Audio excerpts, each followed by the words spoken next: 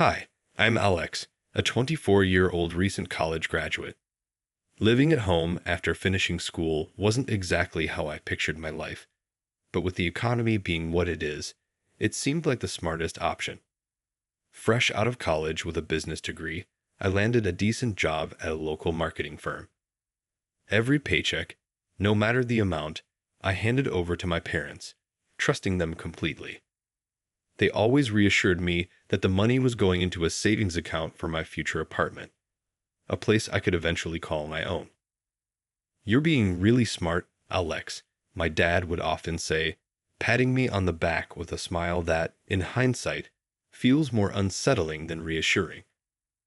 Then there's Mia, my younger sister, finishing up high school and the clear favorite in our family. I never minded that she got more attention. That was just the way things were. "Your sister might follow in your footsteps and get her own place one day," my mom would muse during our family dinners. These conversations were always light, filled with talk about the future and what Mia might wear to her senior prom. "You think you'll stay here for work or aim for the big city?" Mia asked one evening, her curious eyes watching me over her plate of spaghetti. "It depends on how things go with the job," I replied, trying to sound more secure in my financial situation than I felt.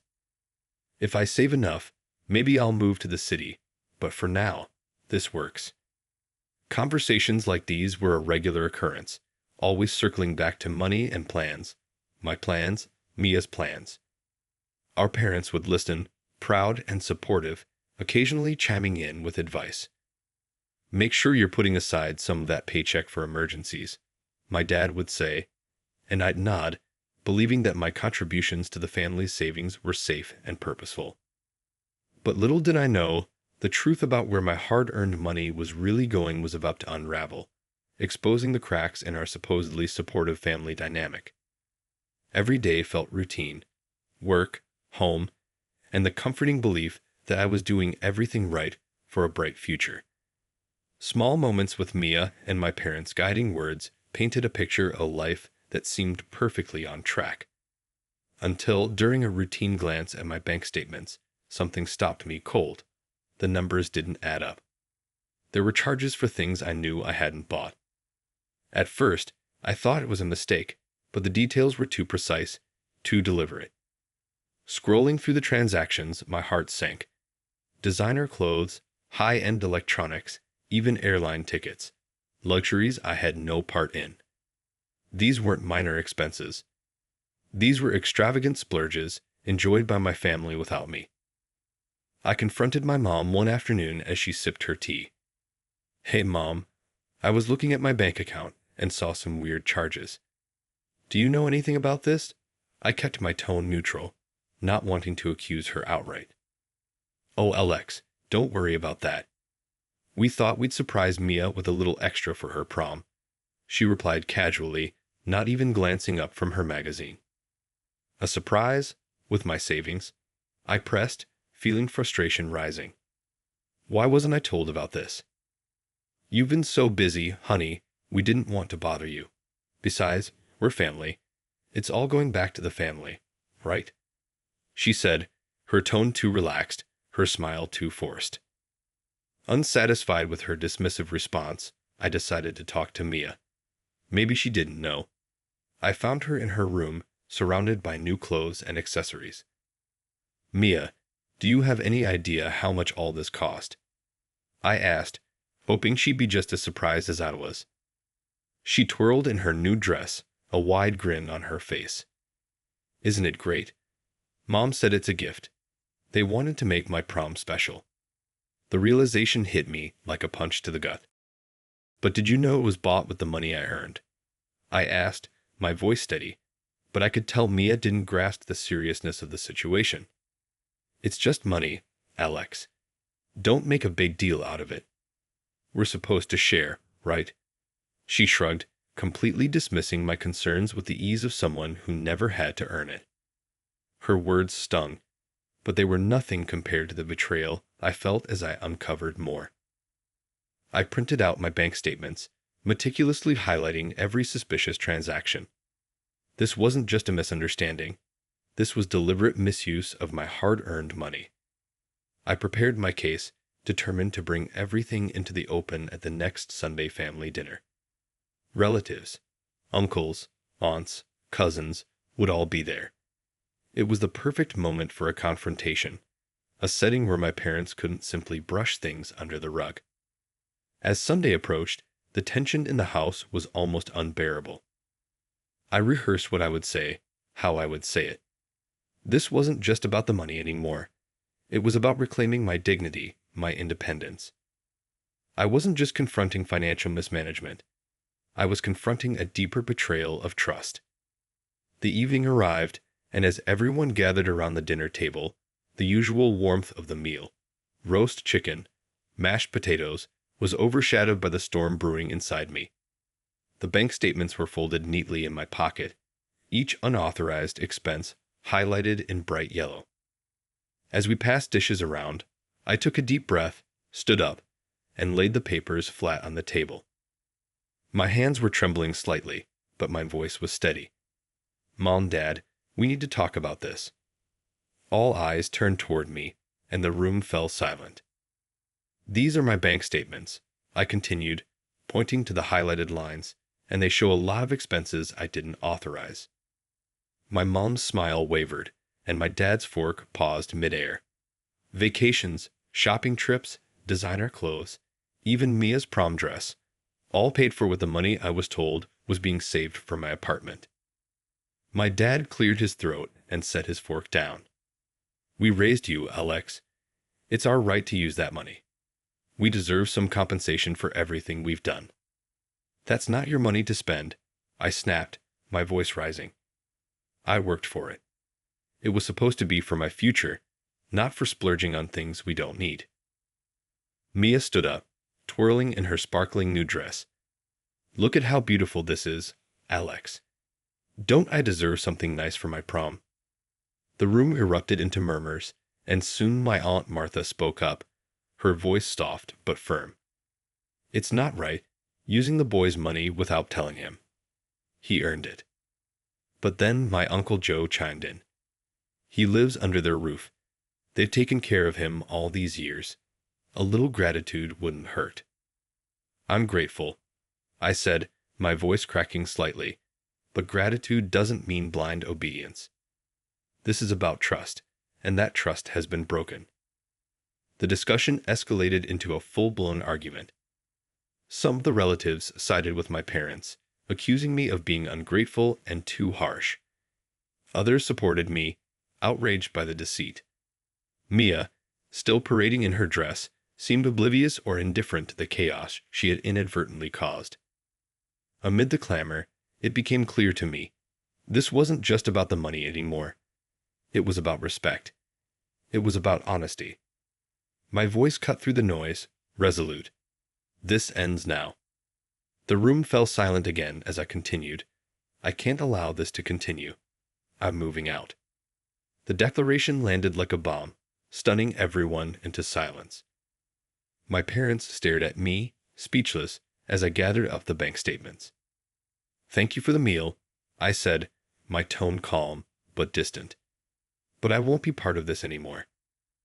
As I walked out the door, the sound of it closing behind me felt like the final chapter of this era of my life coming to an end. The night air was cool against my face, and the weight of the hastily packed bag on my shoulder reminded me of the reality I now faced. I was starting over. My friend Mark had agreed to let me crash at his place until I could get back on my feet. As I settled into his small but welcoming apartment, the enormity of my decision began to sink in. "I can't believe I'm starting from scratch," I muttered, dropping my bag on the floor. Mark handed me a beer and sat down beside me. "You did what you had to do, Alex. It's tough. But you'll get through this," Mark reassured me as he handed me a beer. "Yeah, but it's not just about the money," I admitted, feeling the turmoil churn inside. "It's about my family. How could they betray me like that?" "Sometimes families are complicated, man. But you've got a good head on your shoulders. You'll make it on your own terms now," Mark said, his voice steady and supportive. The next few days passed in a blur of job applications, budgeting the little money I had left, and long talks with Mark about my next steps. One evening, as we scrolled through job listings together, Mark suggested, "Why not look into freelance work? It might help pad your savings faster." "That's not a bad idea," I mused, feeling a spark of hope. I could use my marketing skills, maybe pick up some digital design gigs. As I started piecing my life back together, calls from relatives trickled in. Some were supportive, offering words of encouragement or even small financial help. Others were less kind, criticizing me for how I handled the dinner confrontation. I took the support where I could and tuned out the negativity. One particularly tough call came from Aunt Lisa, who had always been kind. "I heard about what happened, Alex. I just want you to know I'm here for you, no matter what." "Thanks, Aunt Lisa. It means a lot, especially now," I replied, grateful for her kindness. With each passing day, I felt more in control of my life. I set up a new bank account, one only I had access to, and slowly began to see a path forward. The freedom was exhilarating, though daunting. Every small success, whether it was a freelance gig or a supportive call, built me up bit by bit. As I adjusted to this new independence, I realized this was about more than escaping a bad situation. It was about discovering my own strength and ability to steer my life in the direction I chose. The fallout had been harsh, but the resolution was becoming clear. I was building a foundation for a future I could be proud of, on my own terms. The morning light streamed through the small window of my new studio apartment. Modest, but a significant upgrade from Mark's couch. It was a fresh start, carved out through sheer determination and countless hours of hard work. As I brewed my coffee, I reflected on the past few months. Opening that new savings account had been a symbolic moment for me, the first real step toward financial independence. I was contributing to it regularly from both my job and the freelance gigs I had secured.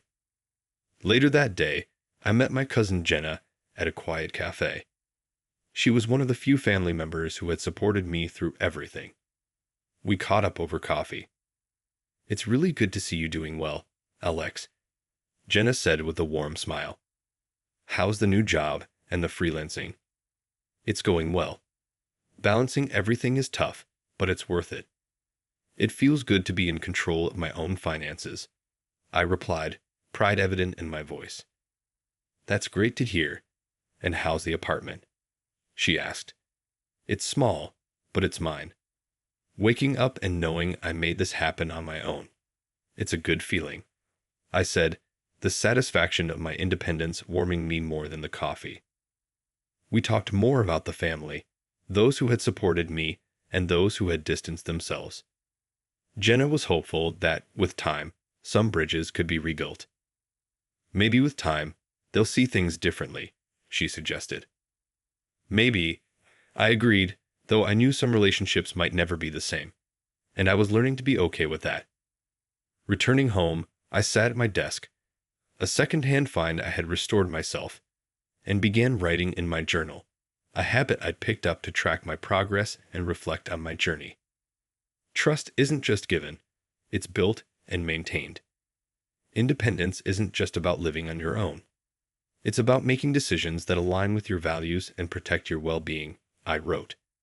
These were lessons hard-earned but deeply ingrained now. As the sun set, painting the sky in hues of orange and pink, I looked around my little apartment. It was a testament to my resilience. The path had not been easy, and the future would still hold many challenges, but I felt ready to face them head-on. I had learned to trust wisely, invest in myself, and never let anyone manipulate my life's direction again. Now that Alex's story has come to a close, I have a question for you. Do you think family should always be forgiven, no matter what they do, just because they're family? Or is there a line where enough is enough, and one must stand up for themselves, even if it means walking away? Share your thoughts and experiences in the comments below.